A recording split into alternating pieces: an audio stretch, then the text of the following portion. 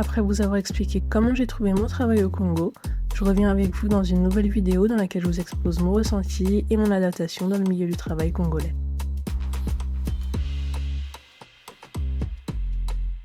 Je pensais travailler moins, au contraire. La loi prévoit 1 jour de repos par semaine. Comme moi, beaucoup de gens se reposent le dimanche. Mes journées de travail étaient souvent intenses, ce qui laissait très peu de temps pour le reste. On a mis beaucoup d'attentes sur moi. En étant expat, on vous a pris de l'étranger, certainement parce que la compétence n'est pas disponible sur place. Il faut donc vous rentabiliser, bien sûr. J'ai mis du temps à m'y habituer, c'était assez dur. C'est marrant parce qu'en France, je me plaignais que le week-end passait trop vite et qu'on ne se reposait pas assez en 2 jours. Cependant, certaines entreprises travaillent seulement du lundi au vendredi ou travaillent uniquement en demi-journée le samedi, voire aussi le vendredi. Autour de moi, dans d'autres organisations, je voyais même des gens qui arrivaient au travail à 9h, voire même 10h, donc en retard bien sûr, et qui terminaient leur journée à 14h.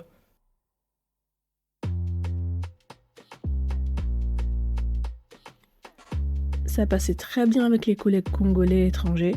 J'ai rencontré beaucoup de nationalités, j'ai beaucoup aimé travailler avec des Congolais. Donc je vais dans ma mise en garde que je pourrais apparemment essuyer de la jalousie de la part des collègues congolais juste parce que je viens de l'étranger.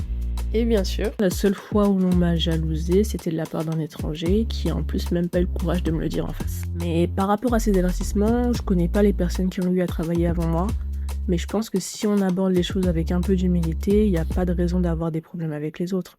De toute manière, au Congo ou ailleurs, on ne part pas au travail pour se faire des amis. Ce que j'ai moins aimé avec certains collègues étrangers, c'est ceux qui se sentent supérieurs aux locaux, même si hiérarchiquement ils sont au même niveau.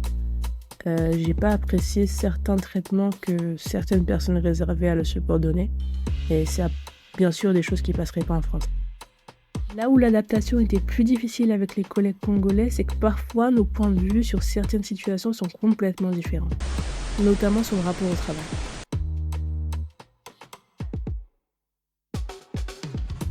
Autour de moi, j'ai pu rencontrer des personnes très impliquées dans leur travail, très pro ou très désireuses d'apprendre avec le souci du travail bien fait.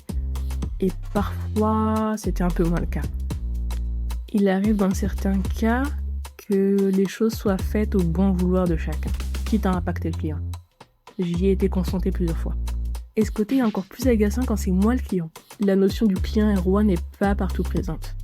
J'ai pu en faire l'expérience dans certains restaurants où l'organisation n'était pas au rendez-vous, et je le percevais un peu comme de la nonchalance. Je sais pas si ce genre de service convient à la majorité des Congolais, mais personnellement, je m'y fais pas.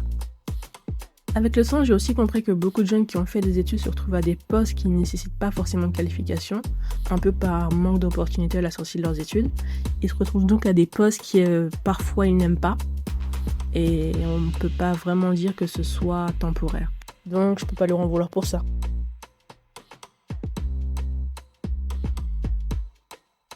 Jusqu'à présent, ça fait déjà plus d'un an que je suis là, le fait de travailler au Congo, ça m'a énormément apporté.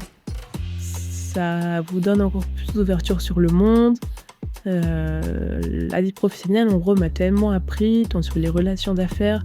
Par exemple, au Congo, ça fonctionne beaucoup avec le système de commission. Lorsque quelqu'un vous apporte une affaire, vous lui donnez une petite commission assez facilement.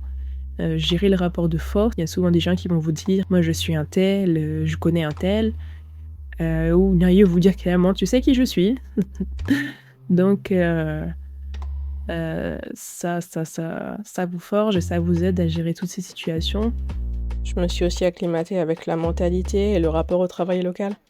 J'ai eu aussi accès à des informations, à des personnes incroyables. Et si maintenant je devais monter ma propre entreprise ou investir ici, je serais beaucoup plus sereine parce que je serais beaucoup mieux préparée que si j'avais jamais travaillé au Congo.